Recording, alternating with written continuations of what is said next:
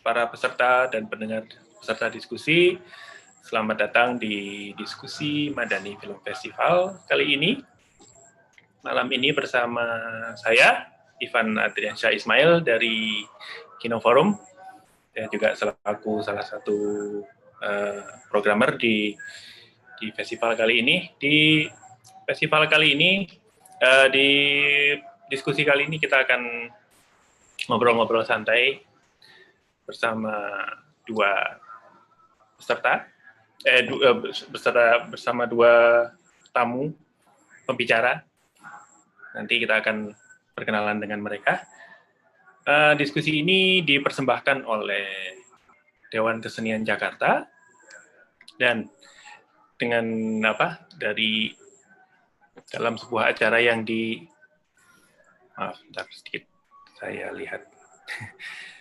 Madani Film Festival dipersembahkan oleh Dewan Kesenian Jakarta, diinisiasi oleh Mizan dan Pabrik Kultur, didukung oleh Kemendikbud, dengan programming partner Kino Forum DKJ, e-Cinema, dan Binus University. Dan film-filmnya bisa disaksikan di digital platform, ada di quickku.com, Klikfilm, dan Vidsi. Vidsi untuk yang film-film pendek, quickku.com, dan Klikfilm untuk film-film yang feature.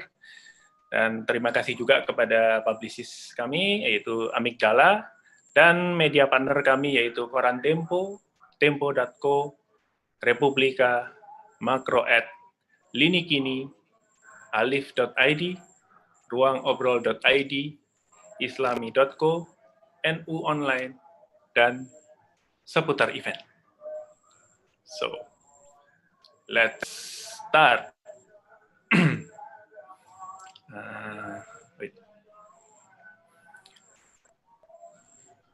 Ini sedikit ground rules buat para peserta yang ada di sini, teman-teman yang di Zoom bisa menanyakan nanti kalau sudah waktunya, bisa bertanya, bisa raise hand, atau bisa mengetikkan pertanyaan di kolom chat. Dan untuk peserta yang di quickku.com dan di YouTube bisa juga mengetikkannya di chat, nanti kami akan mengkurasi. Maaf ya, mau tidak mau harus dikurasi. So,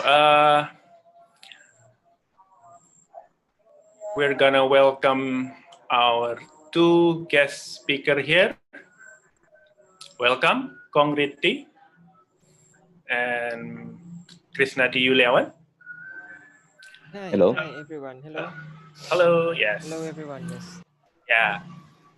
Tonight our discussion will be titled "Filming and Rediscovering Identity Politics," and how to deal with identity politics. Even we can ask very basic question: what is identity politics? Let me reiterate the terms of reference for tonight's discussion.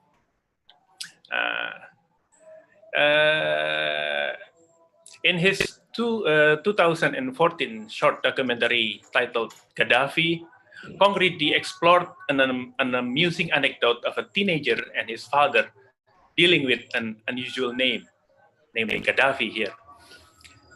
It managed to capture two of the most hot topics nowadays, identity politics and the era of strongmen.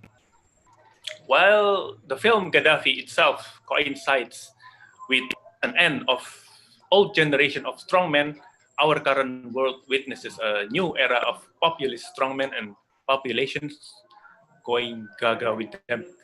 And identity politics, religious included, going rampant and veering us into unknown territory.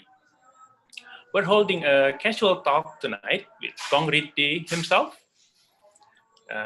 the one who created the film Gaddafi, and we can see the film among our film in Madani Film Festival in Vidsi.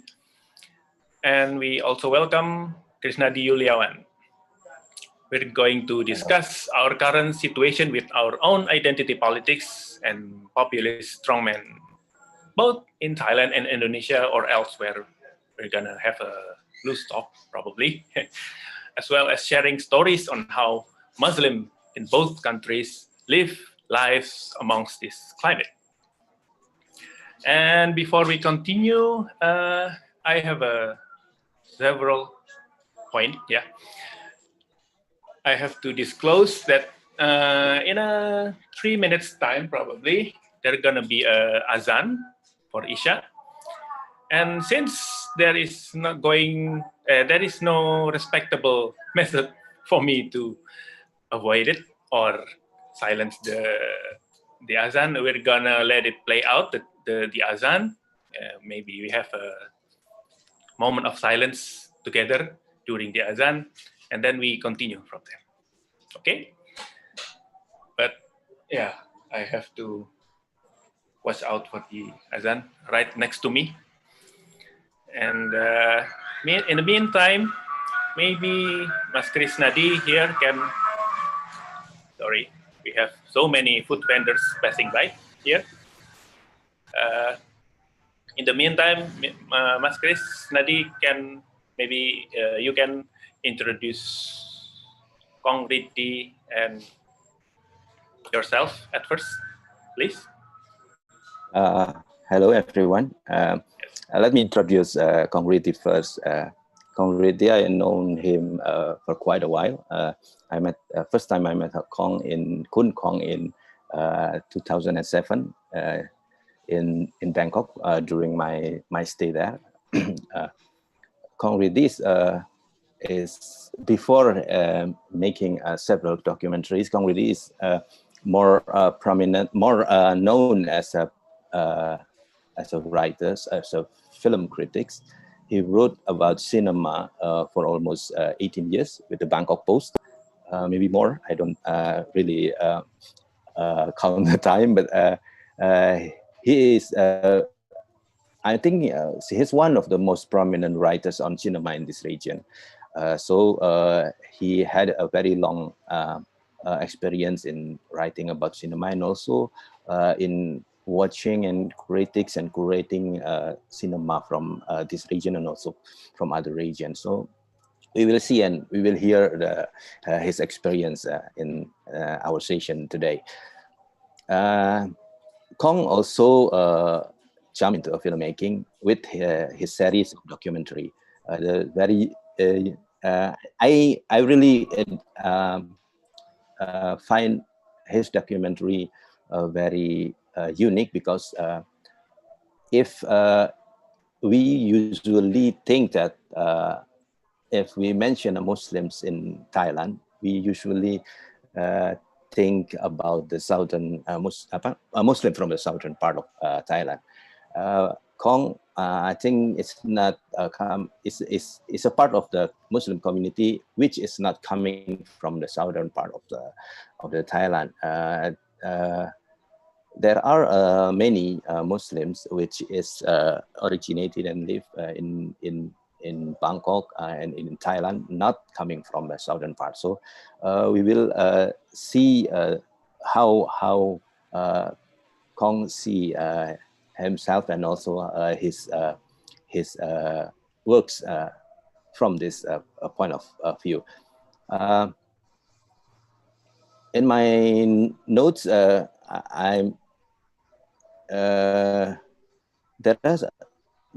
are 3 documentary films that Kong already finished. The Comfort, Baby Arabia, and the one which, the Comfort, Baby Arabia, and Gaddafi, the one which we screen in this festival. Kong also wrote a screenplay for a feature film, The Island Funeral.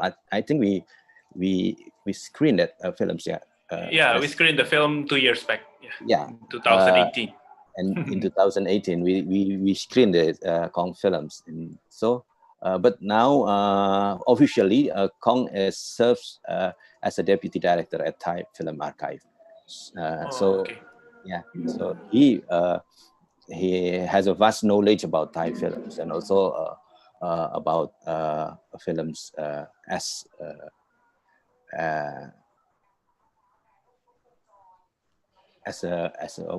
a discourse. Maybe we can the azan has played, so yeah, let's have so let's have our moment of silence together.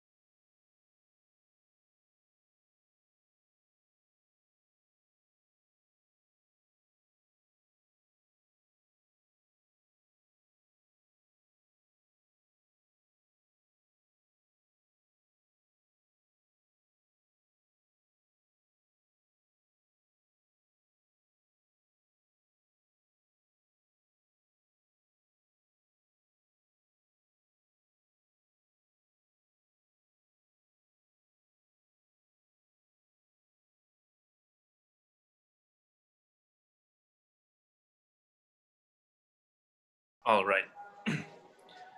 Okay, since it is a call to prayer, let us not forget our prayer later. Yeah.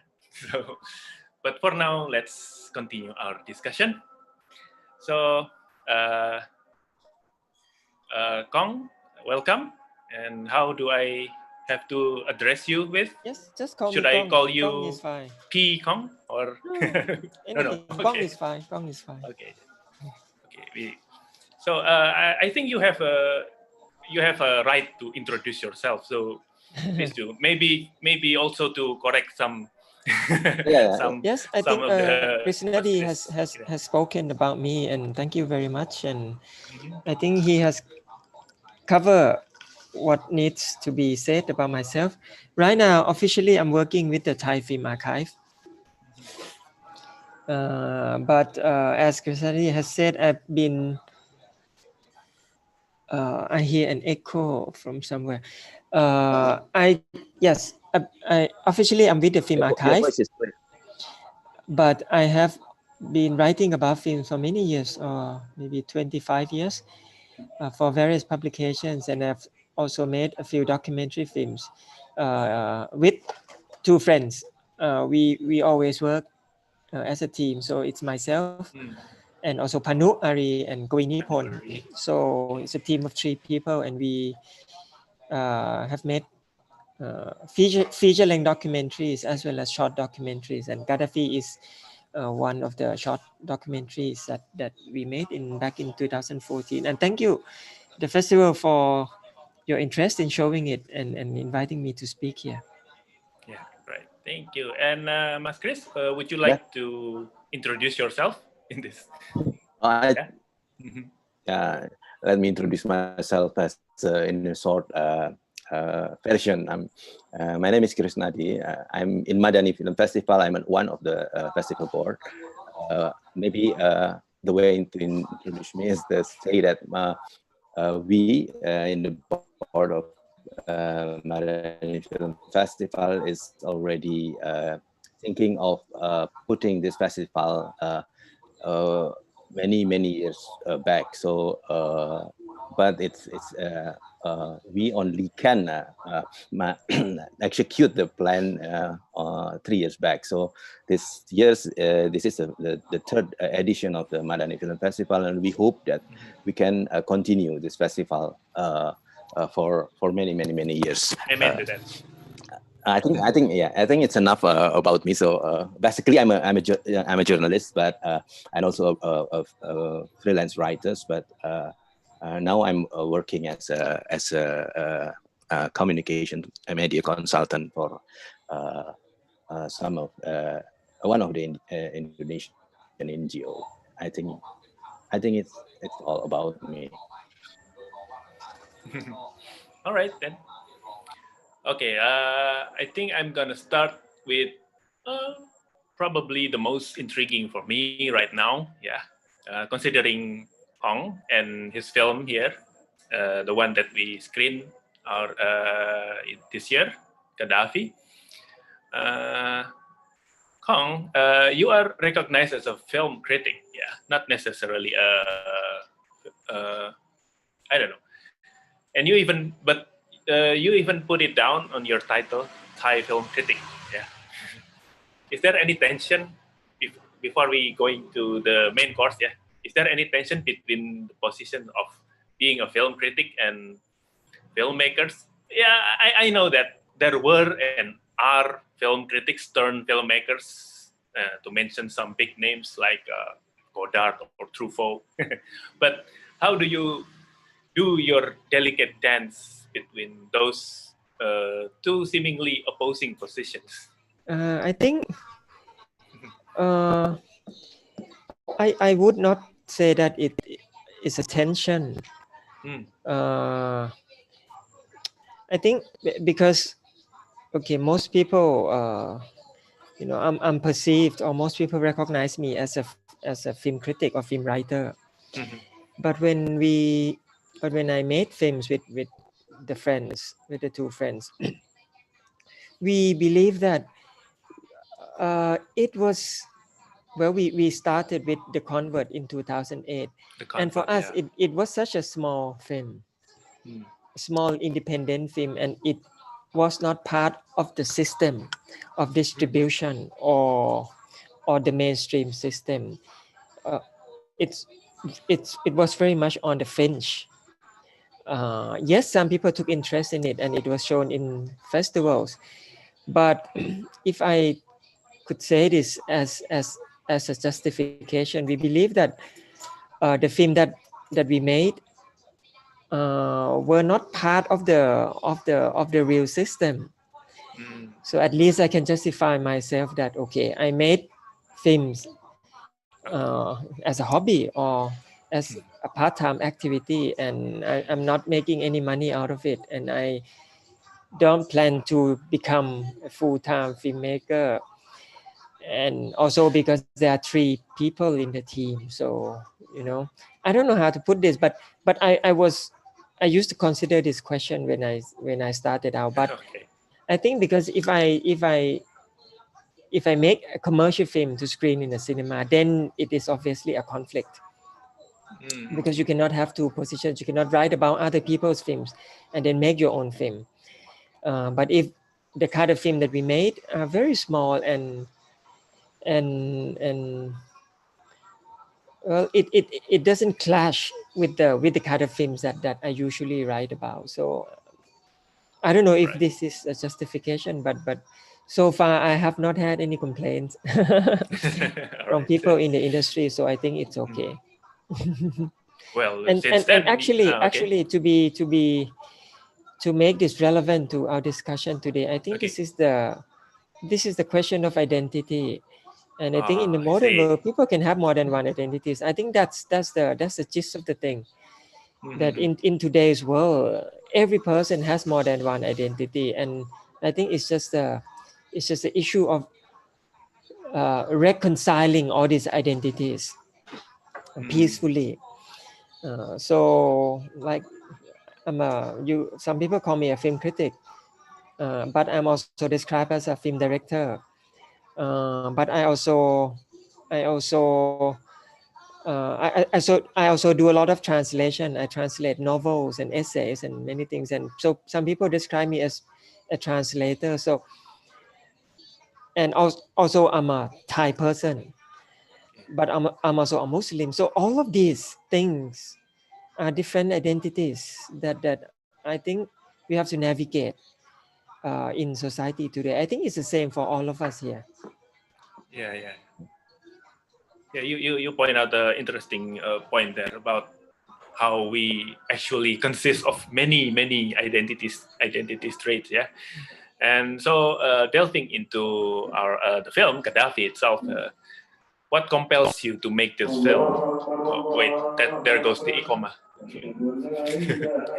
What you comment?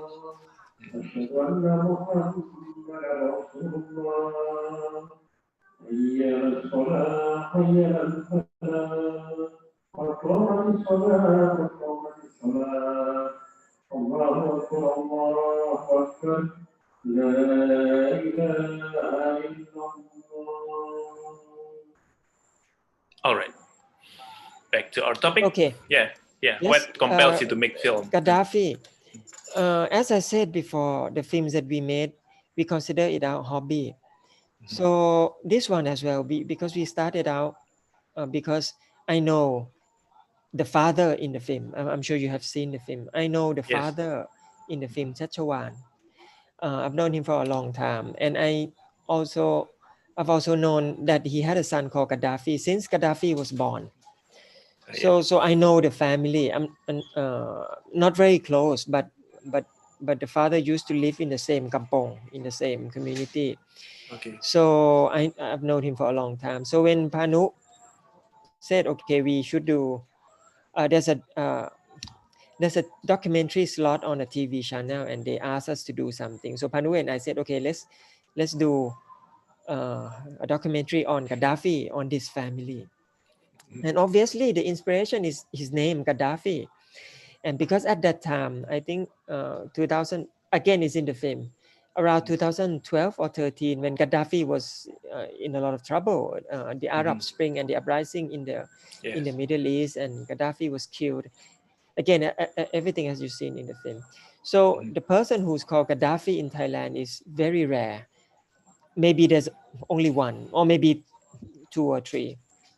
But because Gaddafi, the real Gaddafi in Libya, was in the news at that time, and because someone asked us to do a short documentary, so I said to Panu and we discussed, and we decided, okay, this is a good story because well, the questions are obvious. Why do you call your son Gaddafi? And is the boy happy with this choice of name? And now that the real Gaddafi is in the headline for all the wrong reasons, what is there any impact on the boy Gaddafi? Because it's, well, of course, if you name your son, it has to be a good name, a name that brings good luck, or a name that brings risky, or but Gaddafi, what does the boy think about his name, and what do other people think about his name? And then, as you can see in the film, at the beginning of the film, we ask a lot of Thai Muslim people, and they say to the camera their Thai name and then their Muslim name. Okay. Their nicknames and right? Muslim names. Yes, because for Thai people have many names. Right. We have real Thai name, and some Thai names are very long, as you can tell. Not my name, fortunately, but most Thai people have long official name, and then nickname. And Thai nicknames are usually the nicknames usually has nothing to do with the real name. I don't know if you know about this, but Yeah, I noticed. right, like I have some a friend. people, okay, you have a real name, something very long, and then you have a nickname like nok, which means bird, or kai, which means chicken, and it's just, it's just some cute names that Thai people prefer to call their children. And there are a lot of people in Thailand who are called nok or kai or even pet, duck, or pla, fish, or noi. Noi means small or little. Small. Okay. Yes. So all kinds of name which has nothing to do with the real name. So with Thai Muslim people, there's another name in addition, which is the Muslim name, the Arabic name. Right? So in the film, we started with a lot of people talking to the camera, and they just say their names in Thai, and then their names in Arabic, their Arabic names. Obviously, this is this is the point of the film, that okay, what's in the name? What's in the name? And how your name reflects your position in society, your identity. How do people perceive you because of your name? So with Gaddafi, it's even more obvious, because Gaddafi is such an unusual name, and Gaddafi is interesting because his real name is Gaddafi as well. So he has only one name, so no strange nickname, just Gaddafi real name, and then also Muslim name Gaddafi. But I think his friends call him Fi, which is a shortened version of Gaddafi. Okay. It's easier, yeah. It's easier to say. Yes. It's very interesting to see the father in the film reconcile. He must reconcile his adoration, so to speak. He adores Gaddafi as a leader, as a revolutionary leader, but then he found out that Gaddafi maybe has some flaws, and as you can see, he then became famous for every wrong reasons, and he must reconcile that. And how are they doing now? The Gaddafi and his father now? Probably you. Yeah, Gaddafi has grown up. He's a man now. Okay. Because it's been 5 or 6 years, and now I think he's 20 now. 20. So he's I haven't met him often, but I still see him from time to time, and he's all grown up into a young man. I don't know what kind of work he does, but he must be working now. And his father works for Egypt there in Thailand. Oh, Egypt. Okay. I think he's still doing okay because of the situation with the ally industry, but he's been working there for a long time, like 10 years, 15 years. Right. Yeah, and after the reconciliation, the film was made in 2014, if I'm not mistaken. Yeah. Yes. But since then, we see up until now, we see the rise of identity politics and populist leaning in politics. Yeah. As I have mentioned before, that I think 2003, the early of 21st century saw many dictators and strongmen tumbling down. Yeah, but then recently we saw another rise of strongmen and populists, and as we can see in the US and maybe in the Philippines or elsewhere. And among them, identity politics is back in the game. I think my next question would be for you guys, both of you guys, and between Mas Chris also. What is your take on identity politics? Is it a very basic term? Is it a good thing or a bad thing? Can you elaborate on that first before we continue? Me or Krisnadi or probably you first. Because I Okay. haven't heard from Mas Krisnadi. That's a tough one to answer.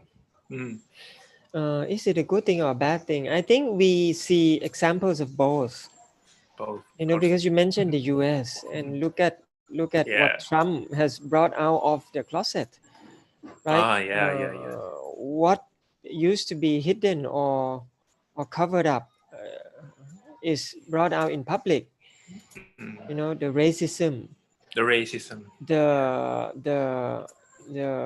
marginalization of minorities, and the way he uses identity politics, as you said, to rally support for himself and to create division among his own people. So that's the bad example. I think we also see that in some other countries as well, in Eastern Europe, for example, or even in some Western democracies, even in France in a way. But if you know, we call it identity politics, but the situation whereby people assert their ethnicity or their race or their religion as part of their identity and as part of their campaign to demand something. I think this we have witnessed this for a long time, right? But the terms identity politics is imposed on this movement or on this kind of behavior.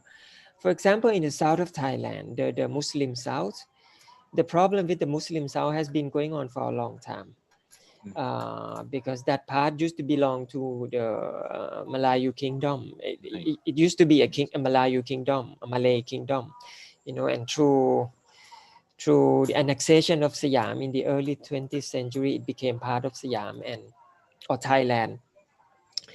And then there's always been problems because some people still demand independence and the conflicts. And in the past 15 years, there's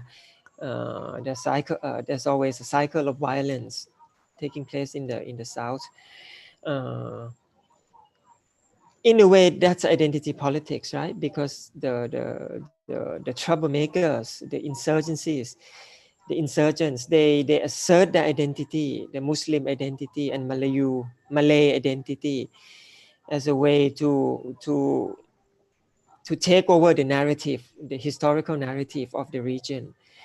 Meanwhile, the Thai state also assert the Thai identity and use the official definition of Thainess and superimpose it on the region.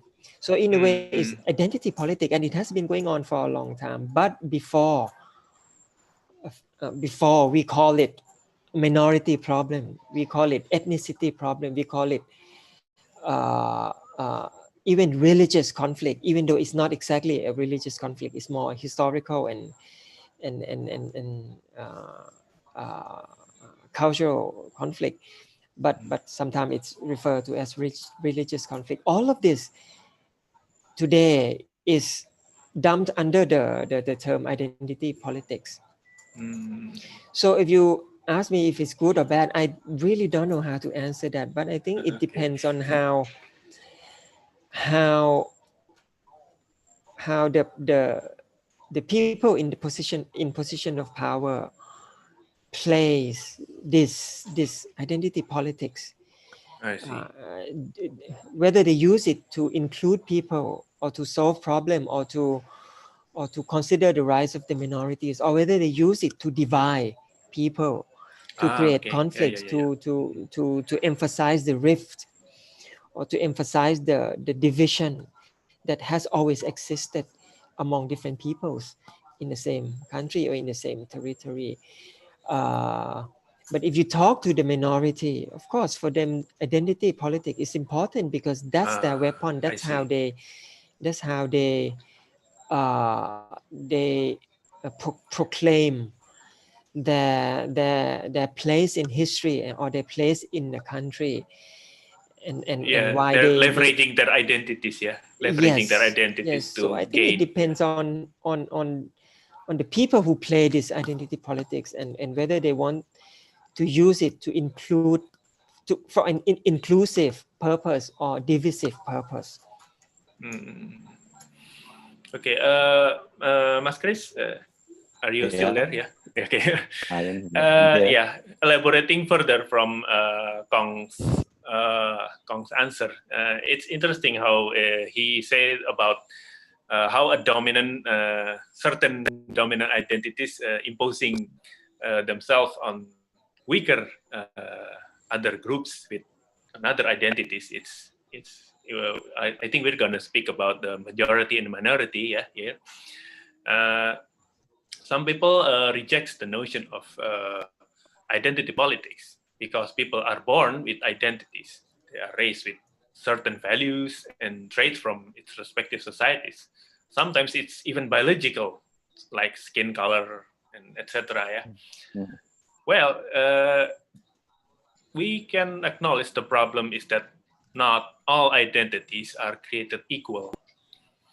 They carry different weight of power, and the more power one more tend to impose it on the weaker groups. Yeah, as Kong said earlier. I believe that the appeal of identity politics is to raise this awareness of identity with pride and to demand equal standing. Maybe you can elaborate and give us some context in a broad strokes about where do identity politics came from? เอาสลัดให้น้องกินก่อน Yes, I think Kong is right when he said about we can see in the identity what we call as an identity politics to see it as a good force or as a bad force. I mean, if we see in the history, the civil rights movement, it's usually is also coming from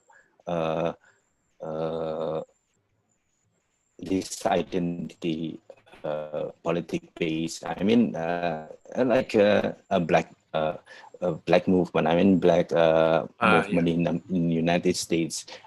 It started as the identity politics, but it's used towards an equal demand of a demand of an equality. I think that's what identity politics. The problem is maybe like what Kong mentioned in our earlier session before. I mean, Kong said that we all nowadays every person is have a multiple identity. Everyone. So how you how you dance within this multiple identity, it's it's how we can compromise our identity. The problem is with I think it's with some of the political person or political peoples who seeing identity as a way to gaining more support for them, or in terms of election to gain more vote for them. So they're playing out these identities card to make to put us and them terminology more clear, more direct, and also to make only one identity is matters. I mean, to put only one identity, which is usually define us and them in a political sense. I think it's what make nowadays politics. We can see that identity being a card that playing badly by the politicians. Maybe it answers your questions, Ivan. Yeah, I think to some extent, yes. Yeah, I mean, the problem with identity politics, even with their noble intention of equalizing, and acknowledging diversity, we can see that at some mysterious point, it's turned from inclusion into division, from including people to dividing people. Yeah, and I think there's a very fine line between those two, but the very big differing results, of course.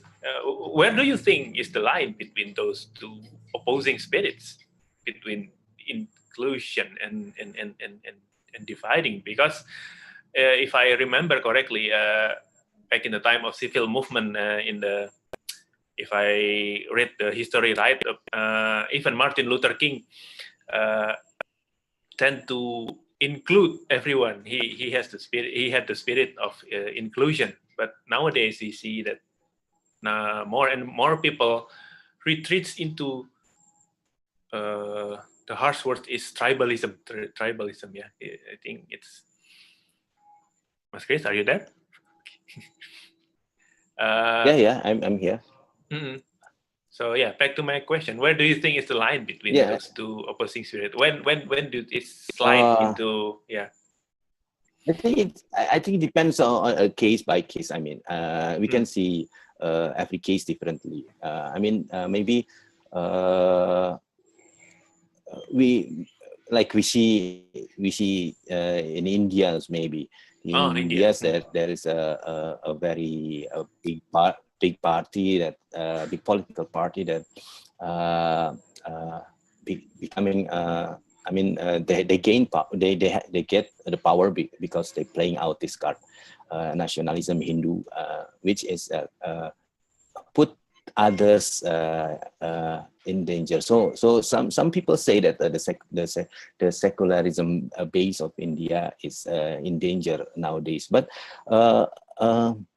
I think there is I don't know, maybe it's debatable, because I think maybe the rise of populism in every corner of the world is also becoming more emphasize on this identity card. I think we can see, like in Europe, some of the European country is nowadays becoming more and more populist, in terms that they put the us and them political card openly. So the more political party is gaining power because of they playing out this card. I don't know whether it's we have to put a definition where is the line is, but yeah, but I think it's depend on a case by case, because we have to see the case. How about you, Kong? Maybe you have a maybe you have your take on this. Sorry. Okay. Well, this is a really deep discussion. Okay, let me get back to Gaddafi. All right. You can see that in the film, at the end of the film, Gaddafi turns 15, and in Thailand, when you turn 15, you have to have your ID card made. That's when you officially become a person of the state, of the nation. You have a national ID card, which means officially you are registered in the system, and symbolically, in terms of in a symbolic way, it means you now become a Thai person, right? So in the film, his father is very happy that the son Gaddafi is registered, and the son has his ID card, and the father is proudly showing the card to the camera, like, okay, now Gaddafi is a Thai person.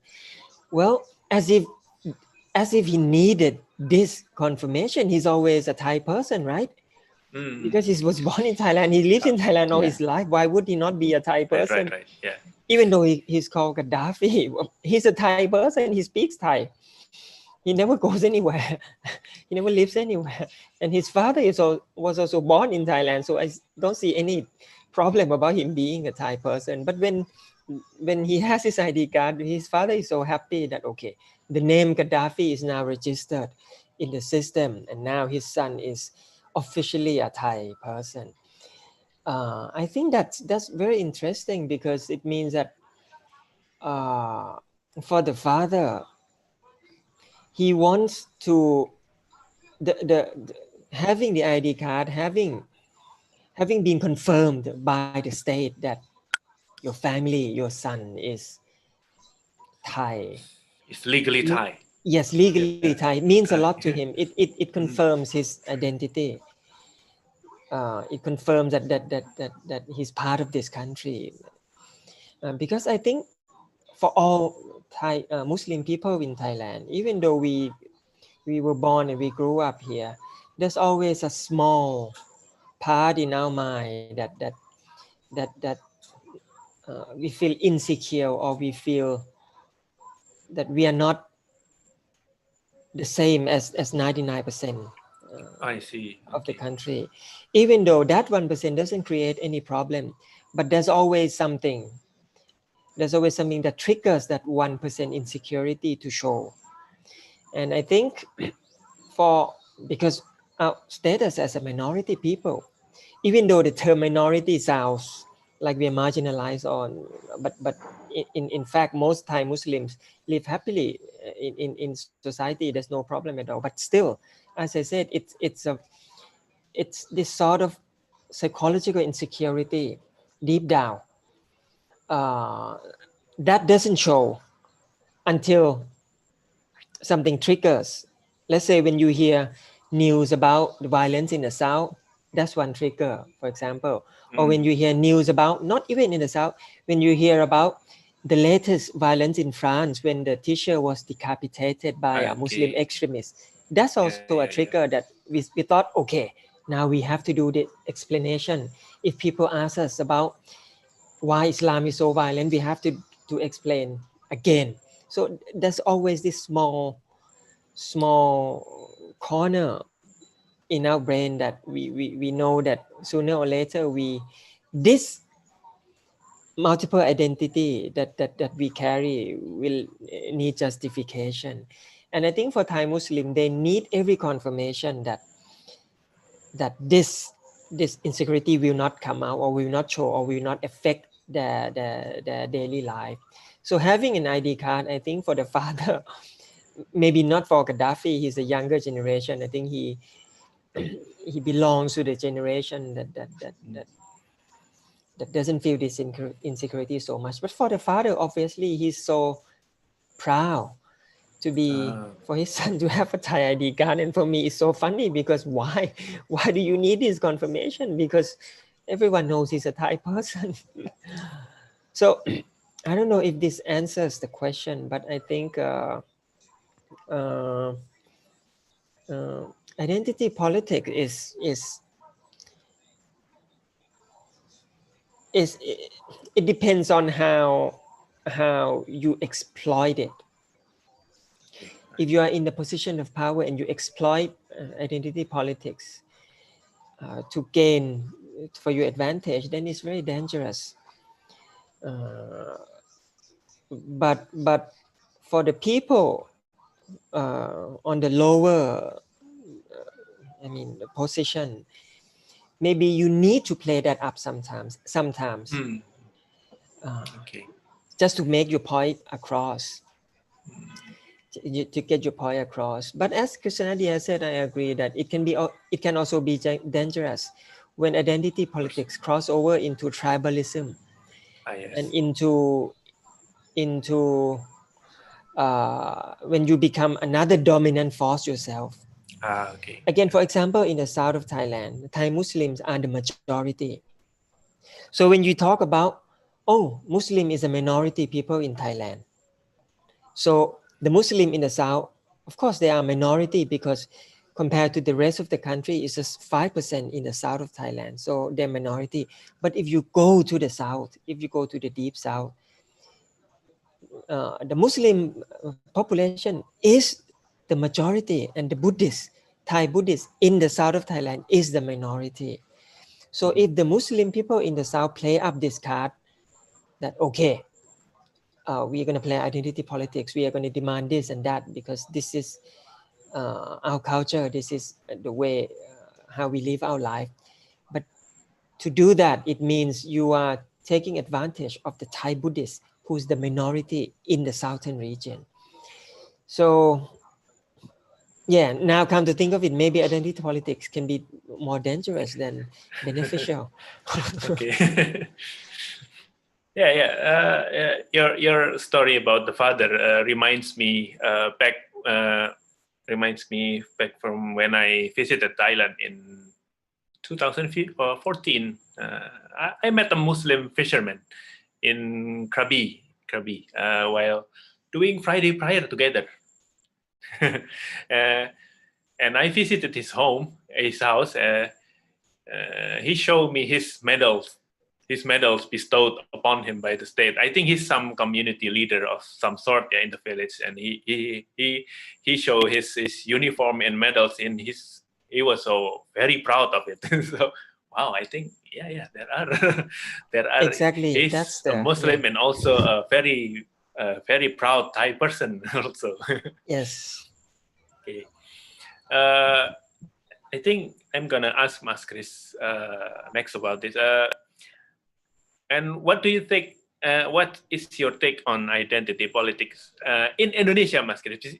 In the context of Indonesia here, because our audience is Indonesian, are Indonesians right now, and I think the paradox is that we are the majority, but I think from my point of view, it's we are kind of quite seemingly very insecure with our identities, so that we have to play the card out, and to some degree, to a very probably damaging degree.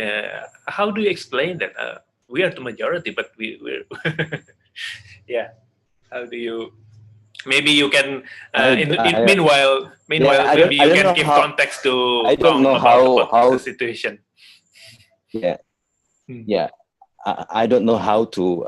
How to give a proper answer for this question. But let's how about seeing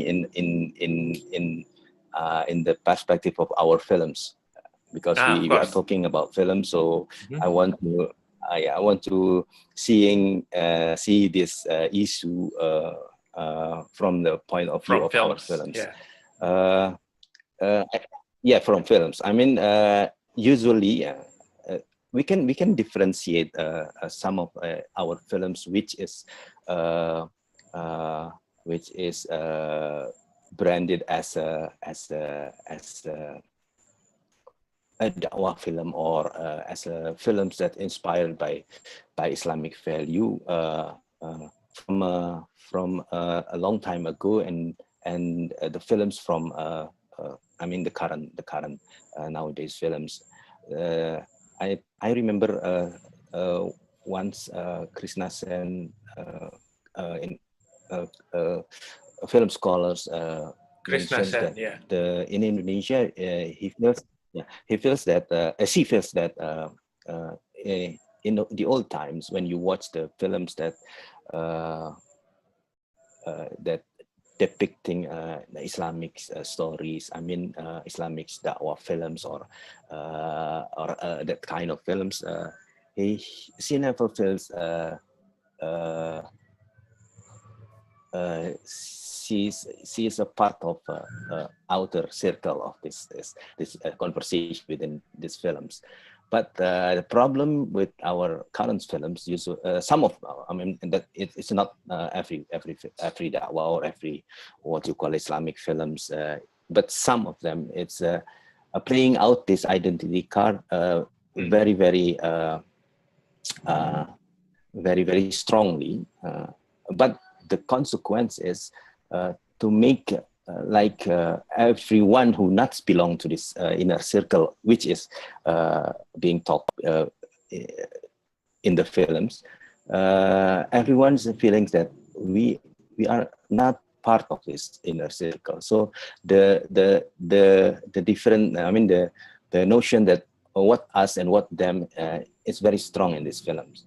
So like some of the people said when they saw the Indonesian Islamic films, there some of the title they feel that I'm not belong to this what would they're depicting as a Indonesian Islamic not community ideals or values, because they put others.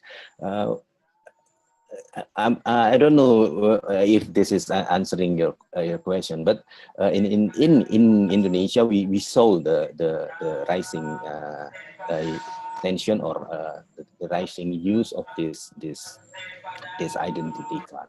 I mean, they using this identity card to differentiate us and them so strongly. So if you're not a part of these values, this custom, this what we call it.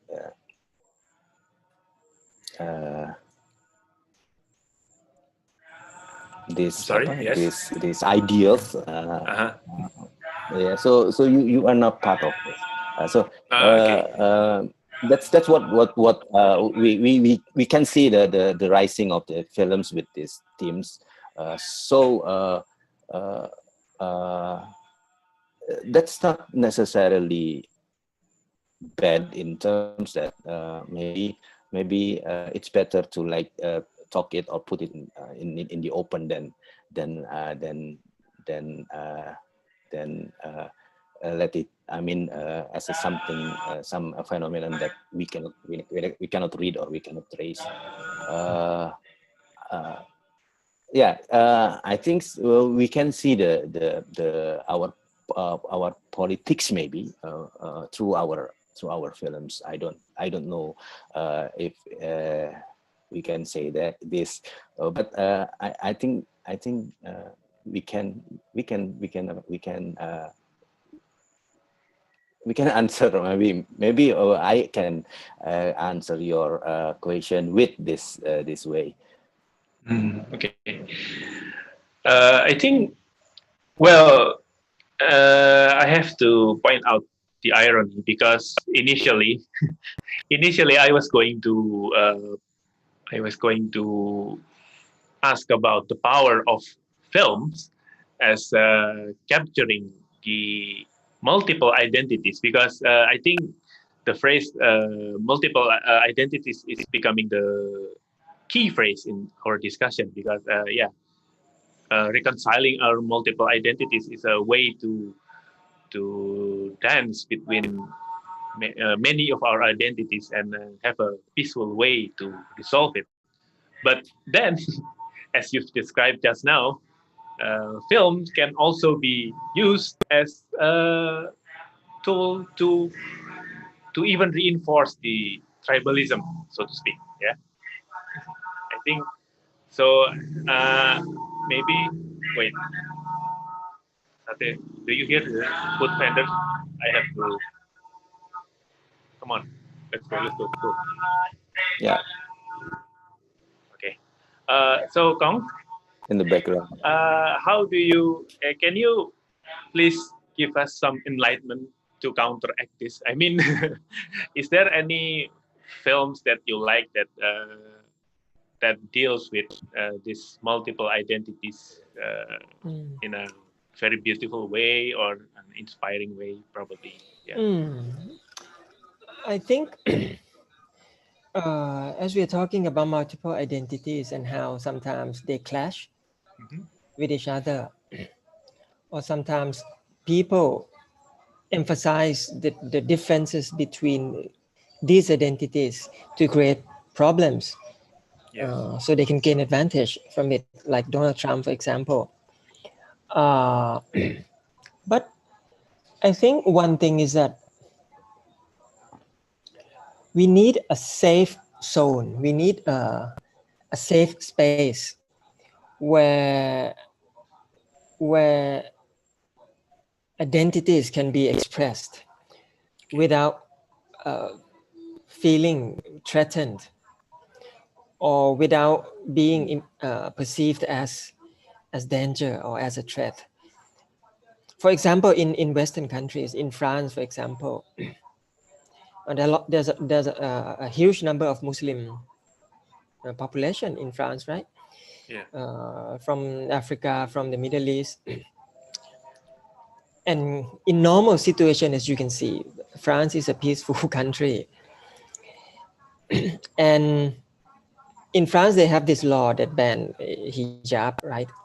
Yes. They forbid the wearing of a religious Just symbol. attributes. Yeah. Yeah. Yes, in public space or in Public. schools. And I think that law was massively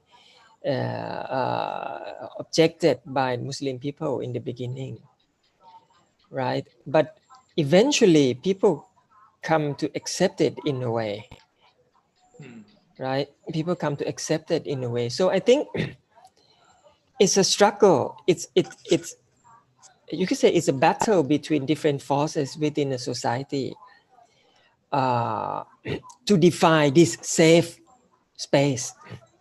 In different societies, maybe this safe space is different, or in sometimes the state wins. Sometimes they have to concede to the minorities. I think it depends on different circumstances, different environments. But I think this safe space and how it is agreed upon by different people in societies, that's the key. In Thailand, for example, you can wear anything to school. I mean, you can wear your hijab to school in Bangkok or in the South. But in the past, it's not possible. In the South, they used to say, no, you cannot do that. 30 years ago, because back then the Thai state they had this program of assimilation and to erase the minority identities and to make everyone Thai. But eventually they realized that it's counterproductive to forbid people to express themselves.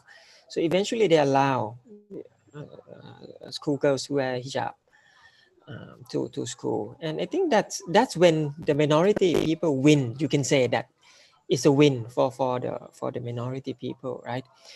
And now hijab at school is a safe space for everyone. But in France, it is different. But still, in France, it's also a safe space because it becomes a rule that everybody agrees upon.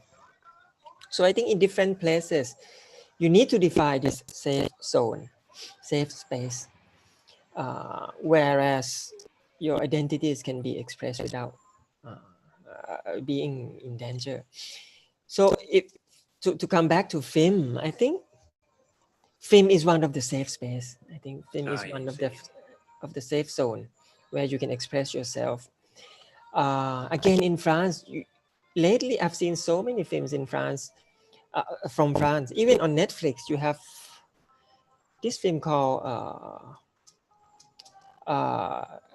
Shahrazad. I think Shahrazad from 1001 Nights. One Nights, yeah.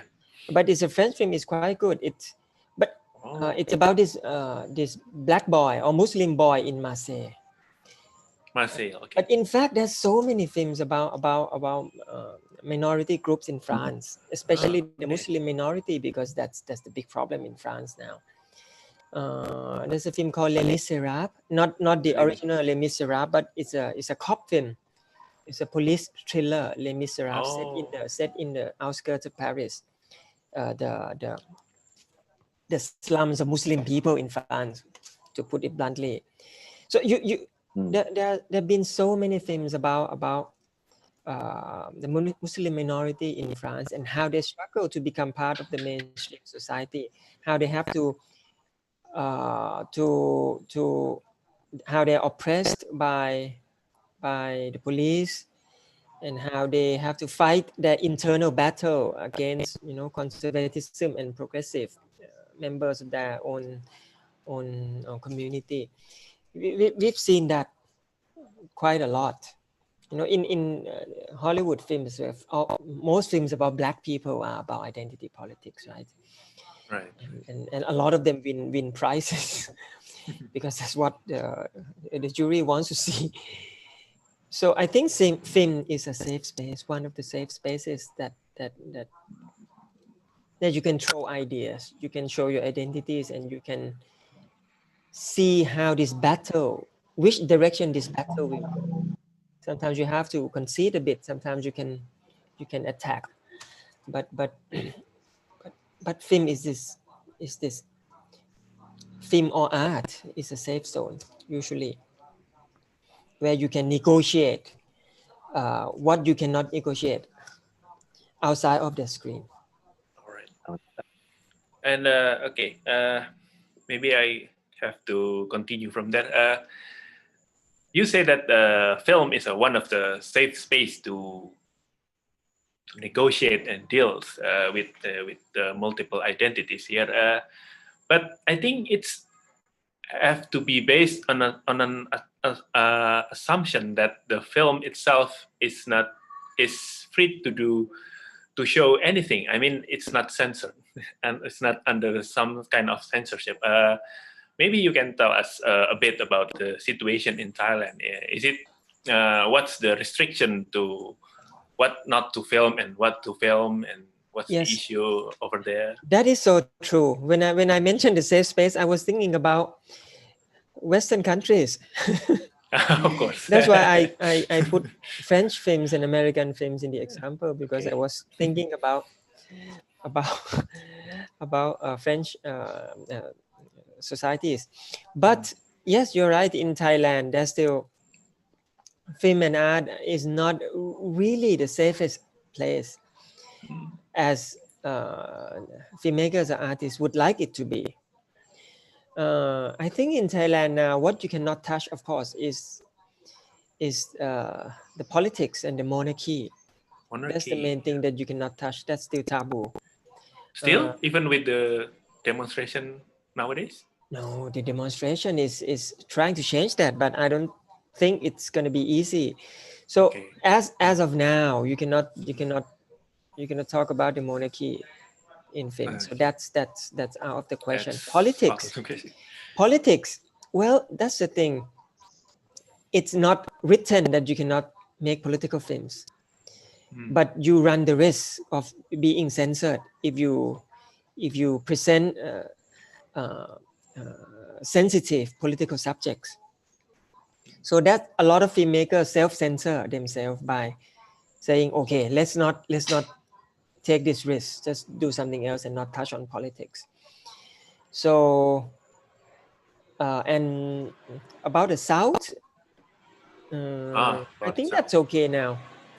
Now. There's a few films about talking about the South, but of course you still have to be very careful, because the military is very much involved in the Southern situation, and some people say, well, it's a fact that they are part of the problem, the military. So like, for example, I wrote a script for a film, The Island Funeral. I'm not sure if you have seen it, Krisnadi. I've seen it twice. I directed it, so I wrote that film. It's about the problem in the South. Yeah. As you can see, it's very the film in Madani. Yes, it's very abstract.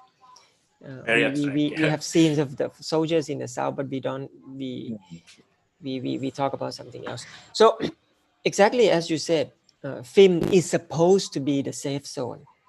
I should have made it clearer in the beginning. Film should have been, or is supposed to be, the safe zone, but in many places it is still not. Film and art is still not the safe zone. You cannot talk about everything on film when it's supposed to be that way, because, as I said, that's where you negotiate your issues. That's where you negotiate the emotion and the acceptance of the people on certain issues. But unfortunately, in Thailand, it's still not the case. Mas Krisnadi, and let me elaborate further. Yeah, since probably many of our attendee here maybe are filmmakers, at least film buff that is very interested in how films depict things. Maybe you can share something with us about the situation in Indonesia.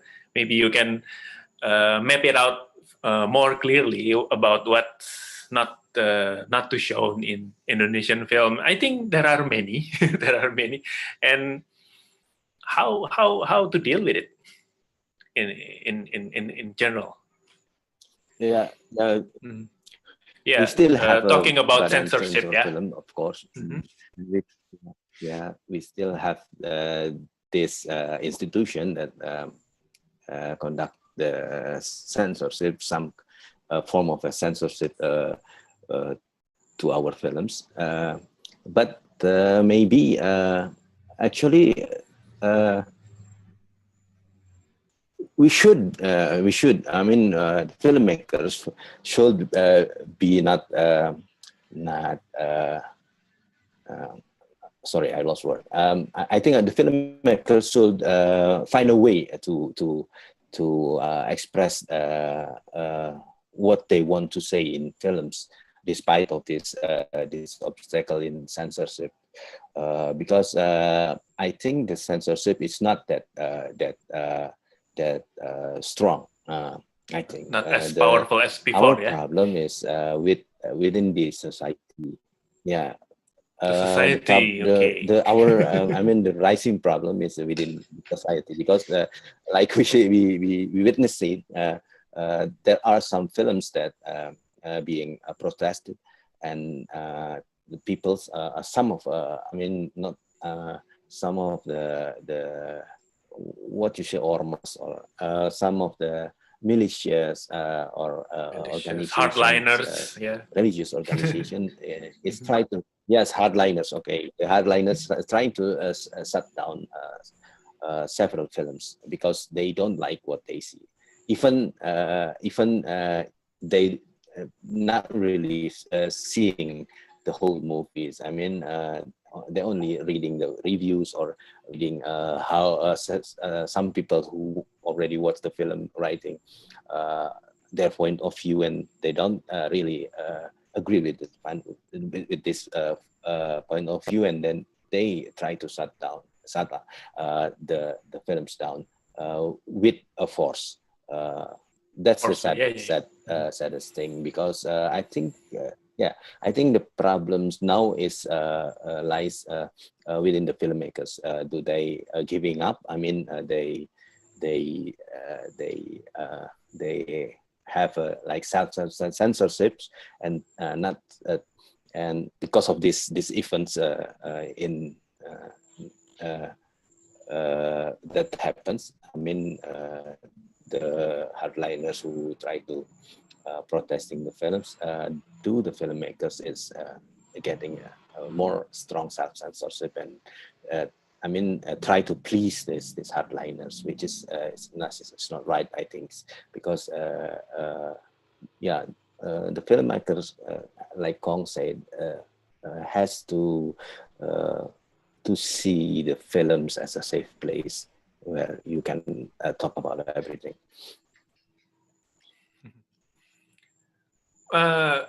Maybe I have to disagree a bit, Mas Chris, because that's not the saddest thing, I guess. Okay. For me, this what's even more sadder is that what's even more sadder is that the state succumb to those demands of the hardliners. I mean, the state.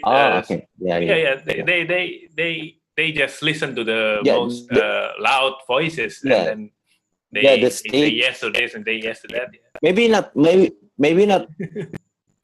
only the state. Yeah, I mean, some part of the society also succumb or agreed with this hardliners point of view, and then when the state or the majority of the society should be supporting the filmmakers, they usually decided not to be in the filmmaker side. yeah, I think you can say that that's more sad than what happens in the society. Okay, agree. I can agree with that. Okay. For Kong, I'm gonna ask you as a filmmaker here. What do you think? Do filmmakers have to dance in this minefields of, hot topics that to be avoided? Do they have to do the dance, or do they have to, I don't know, change the situation? And if so, what do you think that we can do and should do as filmmakers, perhaps, yeah, or as a society as a whole? I think Yeah. I think if you are an artist or a filmmaker, you just tell the story that you want to tell. I think it should You just begin. create, yeah. It should begin from there, because when we made Gaddafi or when we made other films, we didn't start from thinking about, okay, we are gonna touch on identity politics or minority problems or to campaign for anything. We started always from thinking, okay, this is the guy we know and he's quite interesting, so let's do a film about him. It always starts from something very simple, which is, okay, this is the story that we think is interesting and we want to share it. And I think it's the same for a lot of people, especially independent filmmakers who make personal films, telling stories that are close to their heart. And I think it's a society you live in, the social condition you experience, and also the environment that shape your thinking as an artist or as a filmmaker. I think in France, people make those films I mentioned because those are the problems in France. In Thailand, maybe we have a different set of problems, so we think about something else, and we use film to express what we experience differently from in Europe, for example. And in Indonesia, I'm sure there are certain angles, issues, or even like parts of history that are unique to Indonesia, and your filmmakers will find a way to tell those stories. I think we should start from there. But if the issue of identity politics, if we begin to see more and more of films touching on this subject, maybe it shows that, okay, this is a problem that a lot of people in the world are facing, even though they live in different countries. But the world is moving in that direction, and now this is a global phenomenon that everyone is affected by, and they want to say something about it by making films or by making visual art or paintings or whatever, but or literature. So yeah, this is an ideal situation, meaning we should make a film based on what we want to tell. But I also understand that in the world of film festivals, and when film is also a commercial product, sometimes filmmakers try to pick the subjects that they believe will sell, or pick the subjects that they believe will attract investors or film festivals or consumers. It happens. We cannot deny that. The so-called sexy themes, yeah. Yes, it happens. So it depends. If you are a filmmaker that if you're true to yourself, then you tell stories that you want to tell, even though it's not fashionable. And we still see a lot of filmmakers like that everywhere, right? But if you want to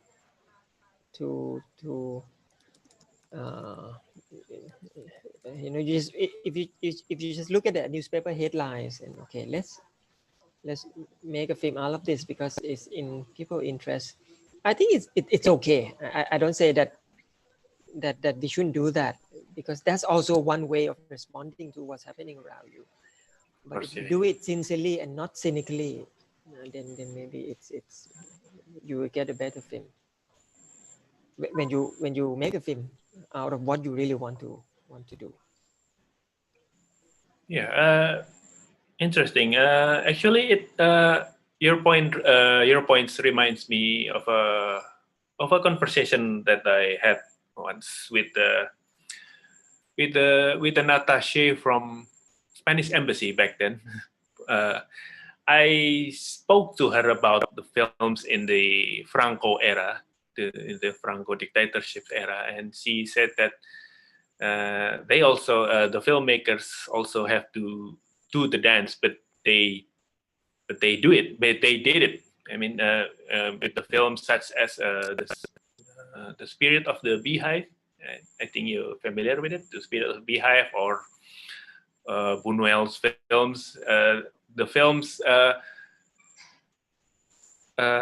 depicted the psychological effects of a dictatorship, but they didn't confront it too vulgarly, so to speak. I think that's where the filmmakers have to lies their creativity on. Yeah. So before we continue, I want to remind our viewers here that you can ask question or even contribute some new opinions as filmmakers or as film buffs or as audiences. Perhaps you can share it with us, and maybe the admin can forward it to me to discuss it here. So the next, I think it's a light question for Kong again. 2 years ago, when I saw the Island Funeral, which was directed by what's her name, Pimpaka Toira, yeah, Pimpaka Toira, and written by you. I noticed that after two or three films exploring the life and times of and struggles of Muslim in Thailand in the convert, and followed by Baby Arabia. I forgot the title, and then Gaddafi. Baby Arabia. Baby Arabia. Yeah. I sense a growing disillusionment in the Island Funeral with the situation as a whole, like an underlying uneasiness, or even, God forbid, the desperation. Did you reach that point, or maybe it was just something that you need to fan out back then when you wrote Island Funeral? Yeah. Yeah, it's you said despair and disillusion. I think so. Yeah, I think it reflects what we feel about a situation. Mm-hmm. Because if you remember the film, it's about the people from Bangkok who go to the south. Who go south? Yes. Yes, and they end up on this island, which is like a very secluded island. Like a surreal place, cut off from the mainland, and also cut off from the mental space or the other psychological space as well. Mm. And even people on the island are hopeless because the situation is getting worse on the mainland and also on the island in terms of conflict between the military and the insurgent. So that's roughly the film. I think because when we made the film, the situation in the south was very bad. The violence has been going on actually for decades, but the latest outbreak of violence began in 2004 and continue up until now. Even though this year, I think maybe because of COVID, it has not been as bad as the last 4 or 5 years, but still, it's still considered.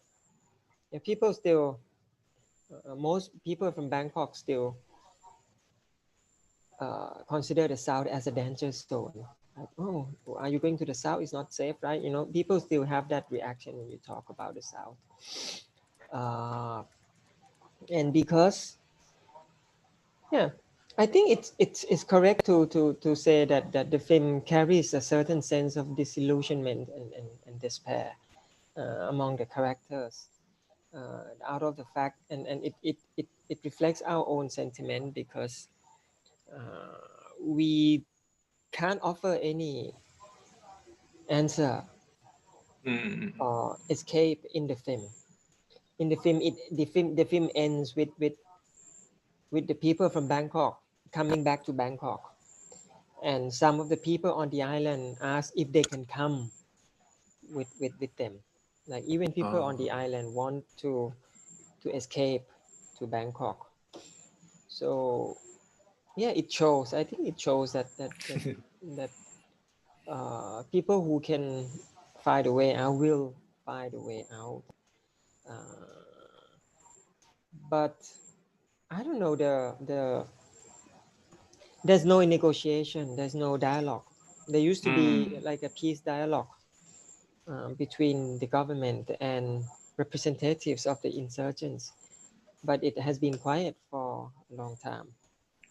And even though the violence itself has declined in the past year, I think what's worse is the resentment of the people, the historical resentment and the historical wounds that they still carry. That cannot go away, and it's just waiting to erupt again if there is no effort to talk about the heart of the problem, which is the history of that region, and the possibility of more autonomy for the region and things like that. I don't know if it's even possible or if this is what the insurgency wants, but at least you need to bring this up, because obviously it's on the mind of some people. Otherwise, it's gonna be silence and probably more violence. Yeah. Yes, yes, yes. Right. Yeah, we can say the same with our several regions here, as you may know. And yeah, and it unfortunately it's also deal with again identity in here. And maybe if I talk it out loud here, maybe some police can gonna come for me. I don't know. So kenapa ketawa? Why are you laughing, Mas Chris? Are you going to? No. Oh yeah, Kong. I don't know if you've been informed this or not, but as a closing film for this festival, we are going to screen Butterfly and Flowers. Of course, it's a Thai movie from the 80s, and it's a story about a Muslim family in the South and how they deal with their hardships. And it's a very tear-jerking drama for me, but it's very touching. But I'm interested in how was the context when it was made. I mean, it was made in the time when hardly any people, at least internationally, or okay, ourselves in Indonesia, hardly any people even aware that there are Muslims in Thailand. I mean, yeah, what's the context to make such films to portray a Muslim family in southern Thailand back then? Do you know the history of the film, the context of that film when it was made? Yes, I know a little bit about the film. It was made in 1985. Yeah. By Yuthana Mukdasanit. He's an interesting filmmaker. He's considered one of the new wave in the 80s, late 70s and 80s. That was right after, the 70s, the student uprisings, and then a lot of young people came of age politically during the 73 and 76 uprisings. I Then see. I you see. have a lot of political films or social realist films coming out uh, to the cinemas between, let's say, late 70s to mid 80s. And Butterfly and Flower is one of those films. I would say it was adapted from a book. A book. It was adapted Okay. from a book. A book is, I think it's the same name, Butterfly and Flower. And I think because it's a good film. Basically, that's why it traveled outside of Thailand, and that's why a lot of people outside of Thailand got to see it. At that time, not a lot of Thai films were shown abroad, and those that were shown abroad are usually, in the tradition of old school Thai cinema. I see. Like the film of Cher Song Si, which are very good, but Cher Song Si is also from the previous generation. So his films, to be honest, is a little bit old fashioned in a good way. Old In a good fashioned, way. or they show Thai tradition and things like that. But Yuttana is a modern director, and he tells his stories in a more modern way. He knows cinema. Look at the shots that he crafted. Look at the scene on the top of the moving train. Right. And Yes. I Yes. think Yes. I think what yeah, and as you said, it's a film about Muslim people in Thailand. This family in Songkhla, connected to Malaysia. But I think what makes the film very touching, and what makes the film a classic in Thai cinema, and one of the best films we have had in the past 50 years, is because it doesn't focus on this Muslim identity.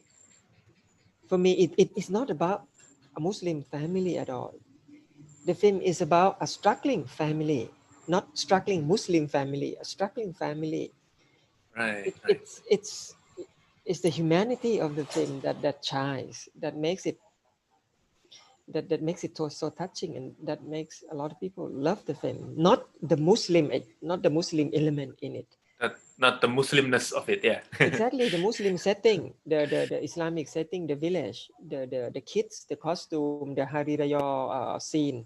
Yeah. It's Yeah. just a setting, because what the film is talking about is something else. It's about fighting humanity in the face of hardship, which is a universal concept, and that's the good thing about the film. I think uh, my friend Panu is doing a thesis on this film. Actually, I Okay. think you should invite him next time, because Right. Okay. Panu, Yeah. my friend January. Yeah. who makes Yeah. Gaddafi with me. Yeah, yeah. His master's thesis is called Muslim Identities in Thai Films. All right. Okay. So I That's think he is very. finishing it. He is finishing it this year. He has to finish it this year. And he mentions Butterfly and Flower as one of the films that he studies, and also the Island Funeral. So he touches on many films in his thesis. So he's the one who can talk to you at length about this. But yeah, Butterfly and Flower. It's one of the films that was shown a lot outside of Thailand in the 80s, and that's why a lot of people still remember it. And to me, it remains one of the best film we have in the past 20, 30 years. And as I said, it's one of those social realist film that came out Social from the realist. Right. yeah from the 70s. Films that touch on social issues and political issues. We had quite a few of that, quite a lot of that actually in the 80s. Uh, yes, I think it's just the quality of the film that transcends Of course. Yeah. the deep analysis of identity and everything. Because at the end of the day, everyone watches and say, oh, it's a good film. It's very touching. It's very moving. Uh, that's why it remains in discussion even today. Yeah, I still find it interesting that the filmmakers chose Muslim family as its protagonist. But yeah, I think you're right about the universality of it. Yeah. Yes. And is the film well known in Thai Yes, in Thailand, yes. audience?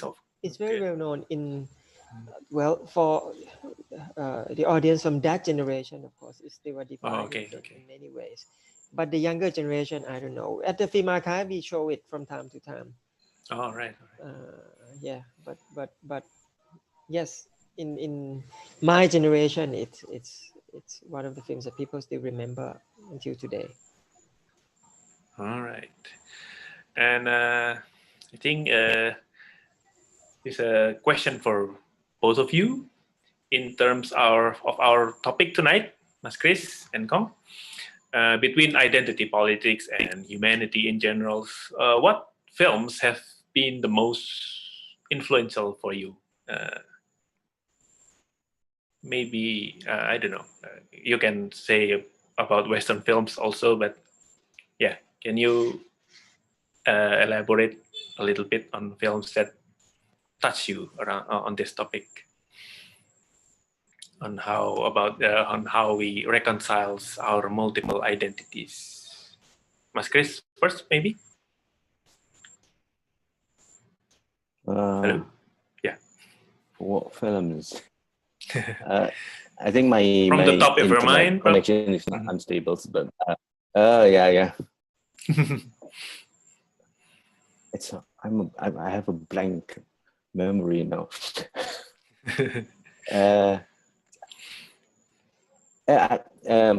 Maybe one of the, I mean, it's a recent films that I watch. I watch Mohsin Mahbalbaf films, The Gardener. I mean, it's not the most influential for me, but I really admire these films because it's really speaks about identities. I mean, Mohsen Mahbalbaf is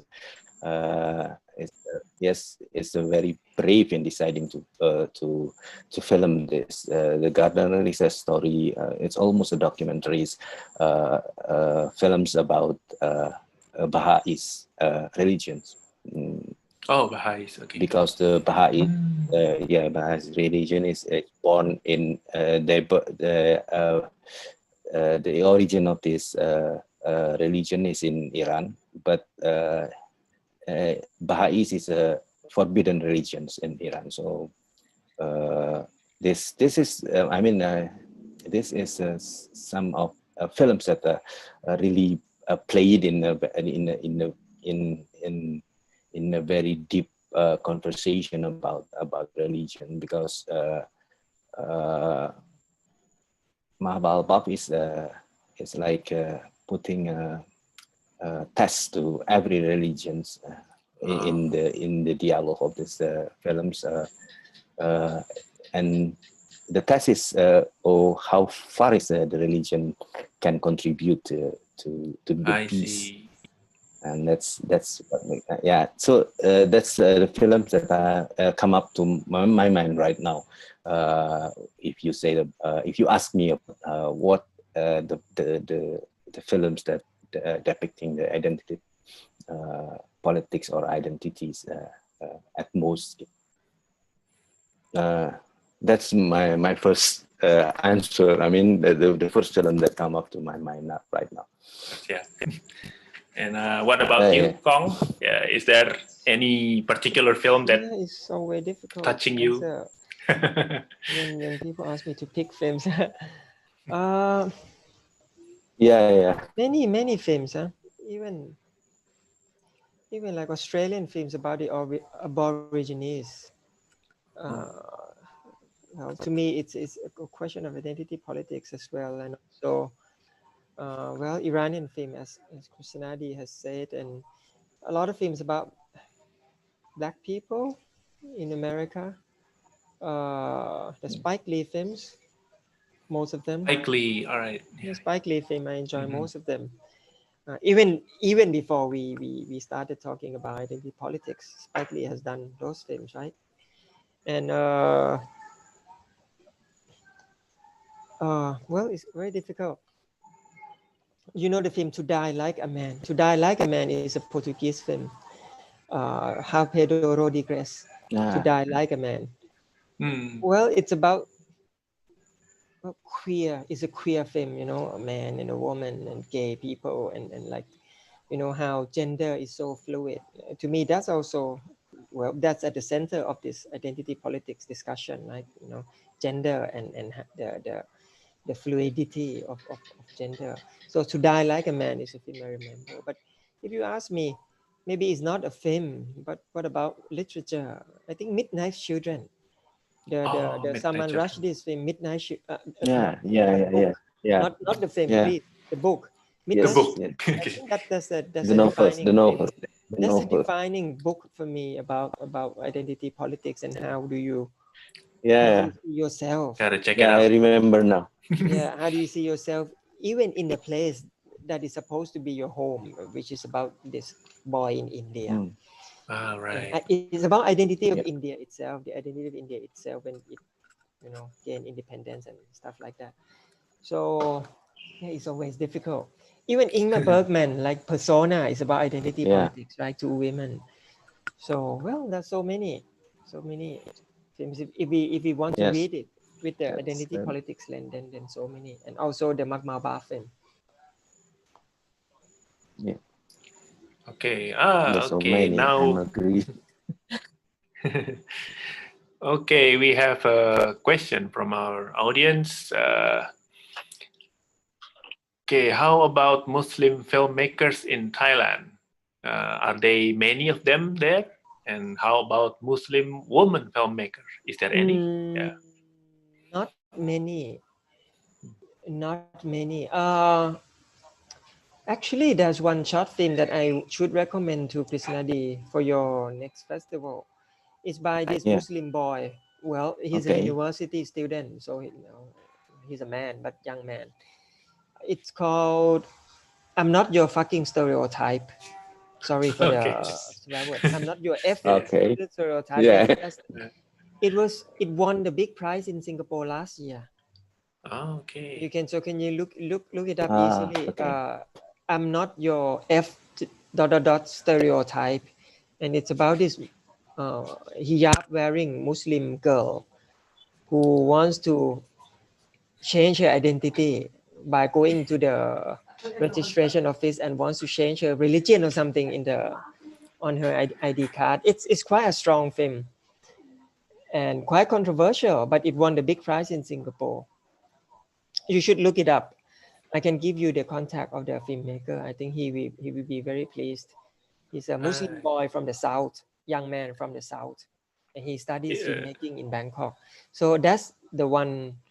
To answer the question, no, there are not that many. So there's this one guy, and 2 years ago there's a group of Muslim.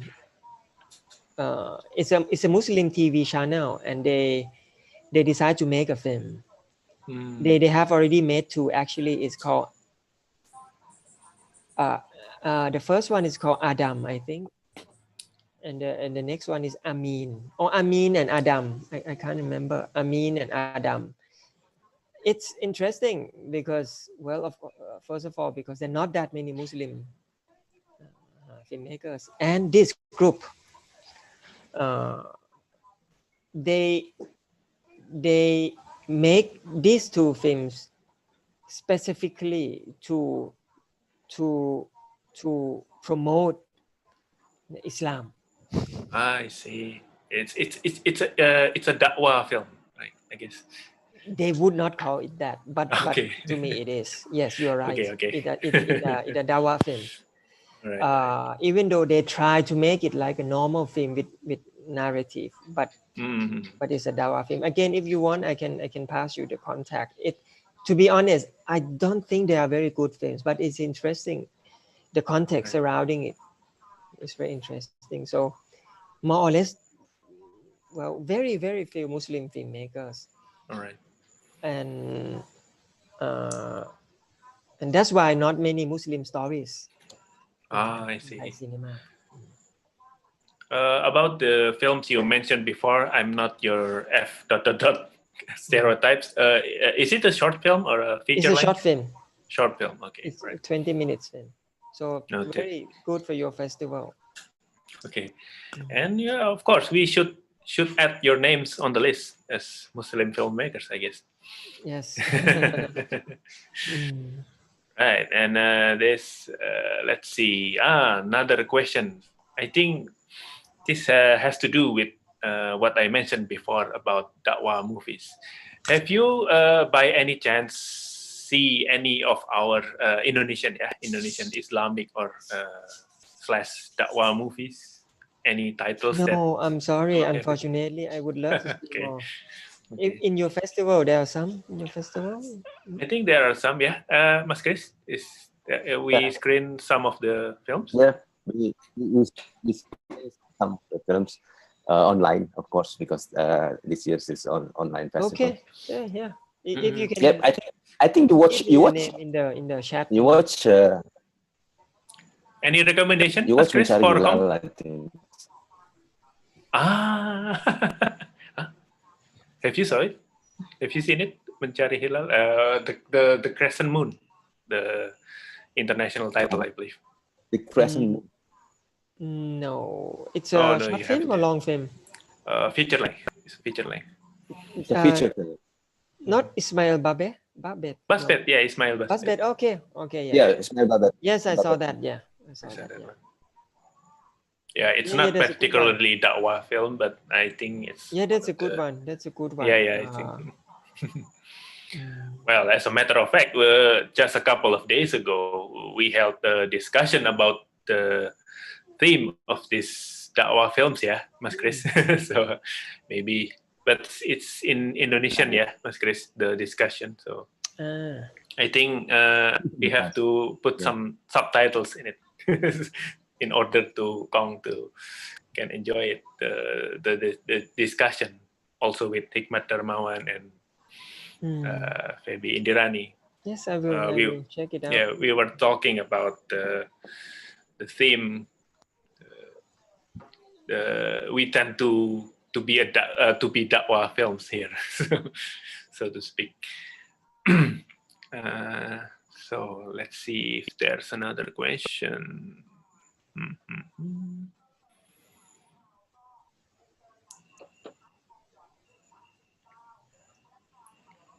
Well, no. So, Mas Chris, have you any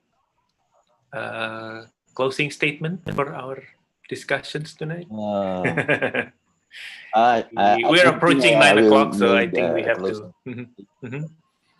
Yeah, but it is just a thank you to Kong because his insights is very, very,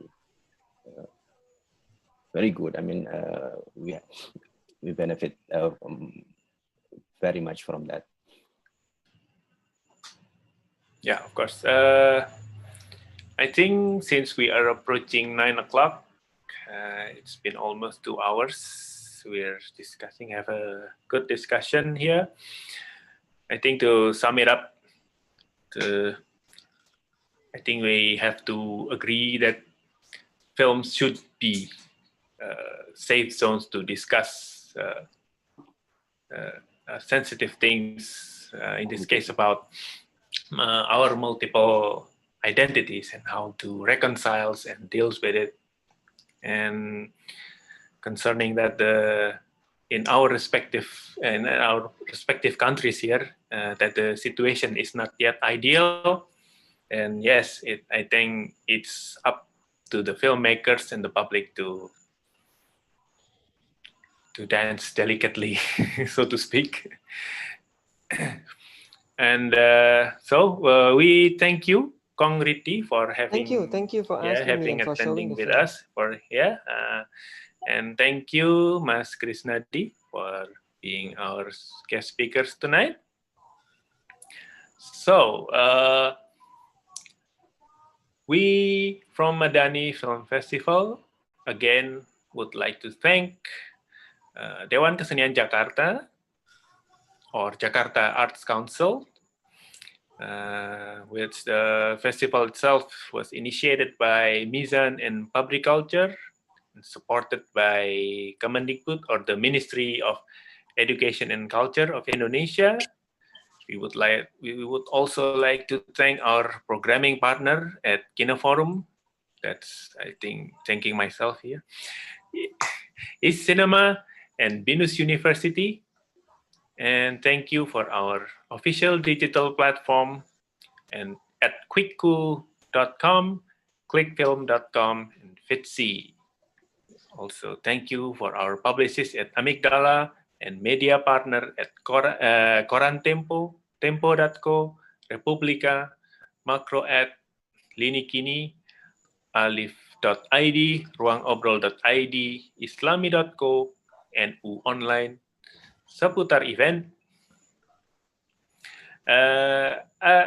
Mas Chris, I would like to ask some additional question. I forgot.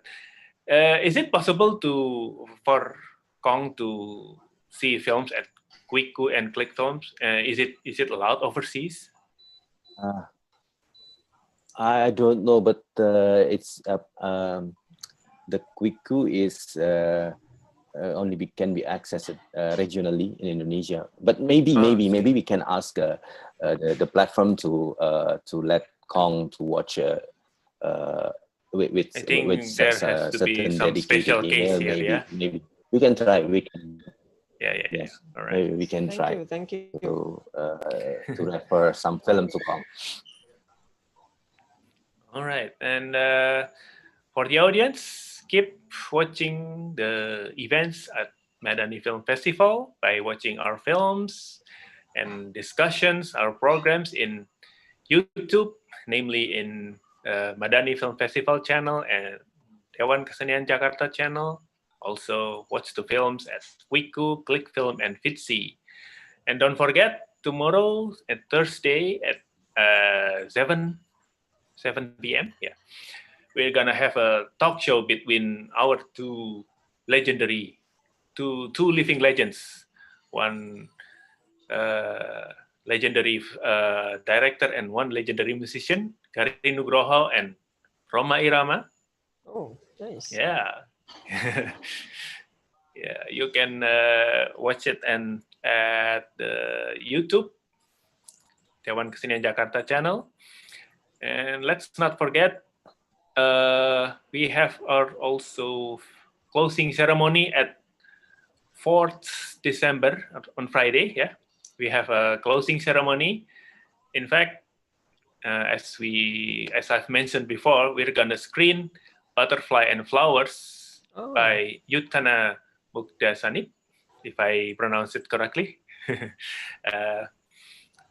And we have also a discussion of Madani Classic with Lisa Bonarahman, with Yuttana Mukdasanit himself, and Mas Krisnadi Yuliawan. So yeah.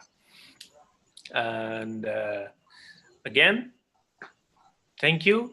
Thank you. Kong Rithdee, thank you. Hopefully I see you in person Krisnadi. soon when it's possible to travel again. Yeah, of course, I want to travel again to Thailand at some. Alright, terima kasih juga buat teman-teman penonton di sini yang sudah hadir menyaksikan diskusi ini bersama kami. Terima kasih. Assalamualaikum warahmatullahi wabarakatuh. Foto bareng dulu. Yes, I forgot. Let's have a photo sessions together, yeah? Group photo. Photo sessions together. Group photo. So for all the attendee, please turn on your cameras, and our admin will have a snapshot of us. Yeah. Okay. Who's going to count? Okay, you. Okay. Yeah. Thank you. Okay. 3, 2, 1. Okay. One more. 3, 2, 1. Okay. Thank you. Thank you again and again. Assalamualaikum warahmatullahi wabarakatuh. Terima kasih Mas Ivan.